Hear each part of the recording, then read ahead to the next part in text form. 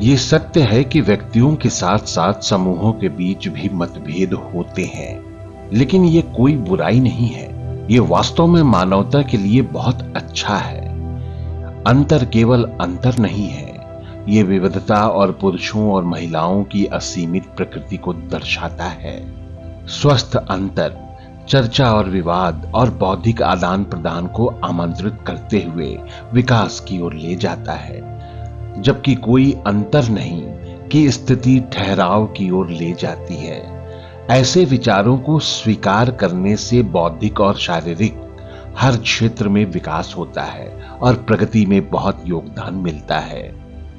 मनुष्य में असीमित क्षमताएं, लेकिन उसे सामने लाने और हकीकत में बदलने के लिए प्रतिस्पर्धा और चुनौती की जरूरत होती है। चर्चा के लिए एक मुद्दा प्रदान करने में अंतर ऐसी चुनौती को सामने लाता है और इस चुनौती को पूरा करके आप तथ्यों के नए क्षेत्रों, प्रगति के नए क्षेत्रों की खोज करने में सक्षम होते हैं। अगर जीवन में अंतर नहीं हुआ तो मनुष्य बौद्धिक नींद में सो जाएगा और एक मूर्ति से थोड़ा बेहतर बन जाएगा।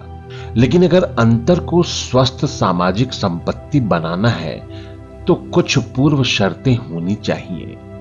मतभेदों के बावजूद आपको शांतिपूर्ण रहना होगा, आपको ईमानदार और वस्तुनिष्ठ होना होगा ताकि अंतर को अनुशासित तरीके से व्यक्त किया जा सके। आपको अपने मतभेदों को शांतिपूर्वक व्यक्त करना होगा और साथ ही इतना खुला दिमाग रखना भी होगा कि दूसरे को स्वतंत्र रूप से अपने विचार व्यक्त करने की अनुमति मिल सके। अन्य घटनाओं की तरह अंतर के भी दो पहलू हैं। इसके प्लस पॉइंट और माइनस पॉइंट भी हैं। यदि मतभेद को शांतिपूर्ण सीमा तक सीमित रखा जाए तो यह अच्छा है, लेकिन मतभेद सीमा से आगे बढ़कर संघर्ष और हिंसा का कारण बन जाता है तो यह बुराई में बदल जाता है। शांति से मतभेद एक वरदान है, लेकिन हिंसा से मतभेद एक समस्या है। धर्मनिरपेक्ष और धार्मिक हर क्षेत्र में महत्वपूर्ण मतभेद विवाद का विषय होने के बजाय असहमति का एक रूप है।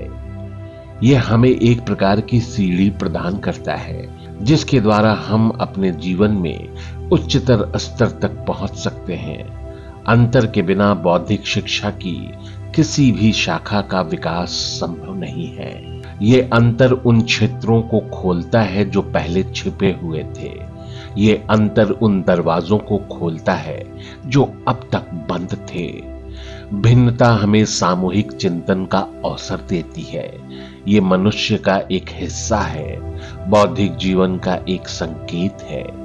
इसलिए अंतर को स्वस्थ अंतर बनाएं, चर्चा और संवाद और बौद्धिक आदान प्रदान का एक मंच बनाएं।